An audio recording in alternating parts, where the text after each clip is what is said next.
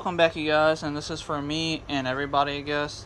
So I'm upgrading my Chroma Peak or P1 scooter, as you can see right here, and this is that $50 not fire driver, but power driver that I had bought from Amazon, and it works good. And it has the ability to turn on your lights, your headlights, and your brake lights using the original switch that's on the scooter. So I figured out how to wire this up properly. So there's a switch inside of the actual brake levers, and I figured out they're actually white and black. Once you use your multimeter using your continuity test to show that, the little horn or the speaker, once you connect those up, then you have the ability to close the circuit, so that way you can have positive or negative, whichever one you decide you want to set it up for. So what I did, I set it up for the negative. So right here you can see I got the black wire for ground going into this switch right here on the far right, the second one from the far right, and then that is connected to this other black wire for the ground, or for the switch, because this red is black and white. So the switch right here is black.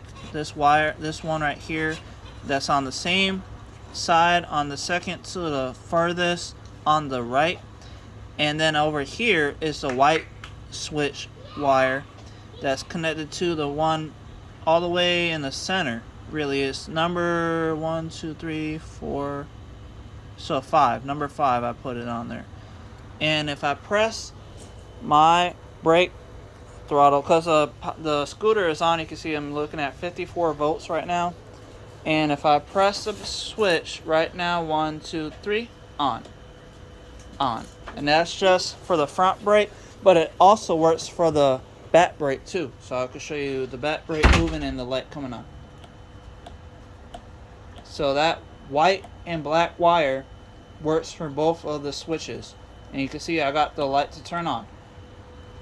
So I wanted to make this to show myself, just in case I have to redo this again later or something, and to show whoever has bought the same driver. This power driver right here is great, because it already comes with 12 volts, or the 48 volts basically, coming in from one of the switches, and it's connected to this.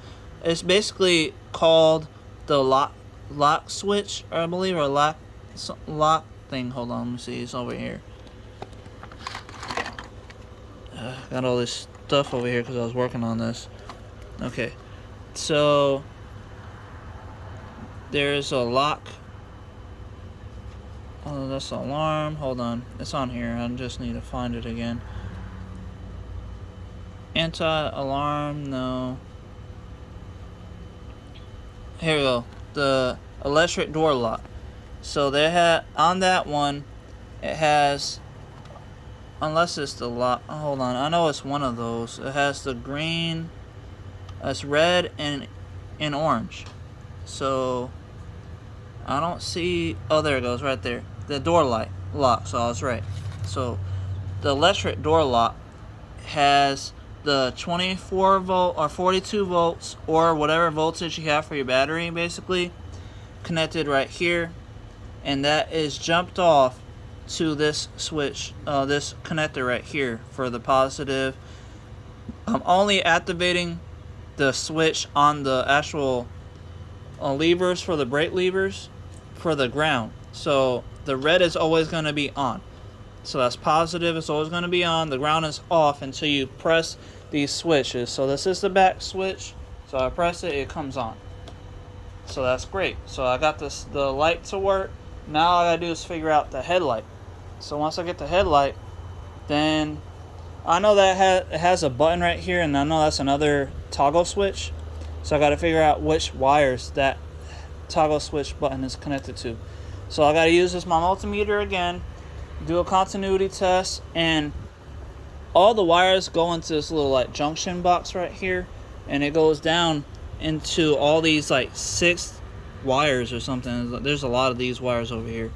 So all I got to do is just press this lock switch for the headlight, because that's what would turn on the headlight regardless. So all I got to do is figure out where those wires are connected with the continuity test on the multimeter, and then I can plug everything up just like how I basically did for the brake switches. So I'm gonna be working on that. I just want to let you guys see what's going on and what I'm doing with this and how I'm getting everything set up. But yes, these are those connectors I was talking about. They're screw terminals, so you don't have to worry about doing any soldering, which is great. But even if I had to, I do have solder wire, so it's not a big deal. But it's a lot faster and easier to screw them down in place. And I can make it waterproof if I use some hot glue to cover over everything once everything is set up, because these are disconnect. All you gotta do is unplug them, like literally they detach from each other. So I got that option. Either way, thank you guys for watching. I'll see you guys next time. Goodbye.